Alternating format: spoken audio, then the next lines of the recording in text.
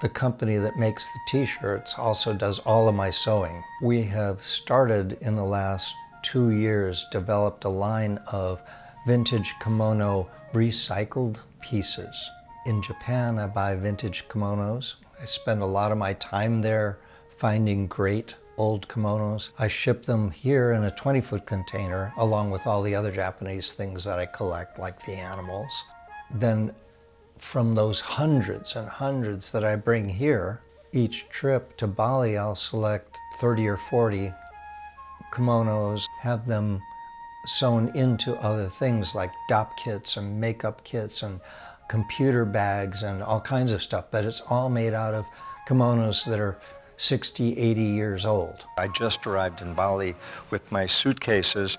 We're working on a lot of different projects, but they'll all be with vintage kimono.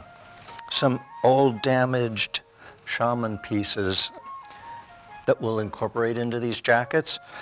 They're Buddhist, they're shaman, they're beautiful, but they're damaged, so I'll be able to take parts of them and use them on the back of the jackets. So it's a hugely creative project. We're developing like mad. We've been making a line of short men's kimono jackets that we're taking old parts from shaman paintings, sometimes from old Buddhist paintings from all over Thailand and Laos and southern China. These are paintings that were in temples and they've started disintegrating.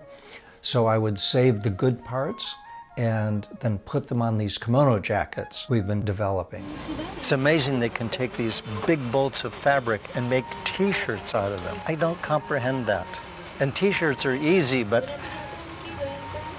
you know, how do you do this? And they can do anything we can think of. They're actually working on a bad dog, whole bad dog outfit. It's quite a process because every jacket has to be, by its nature, completely different. So I'm using old pieces that I collect all over Asia and adding them to these, it's hard to believe, but one size fits all short jackets based on some men's jackets that I've found from the 50s and 60s in Japan. Sometimes we'll take just a kimono and tear it apart and make a jacket out of it. And sometimes we're using new material, treating it, stonewashing it so it feels good, and then adding these old paintings on the back. One thing we're really interested in is the old material that's been patched.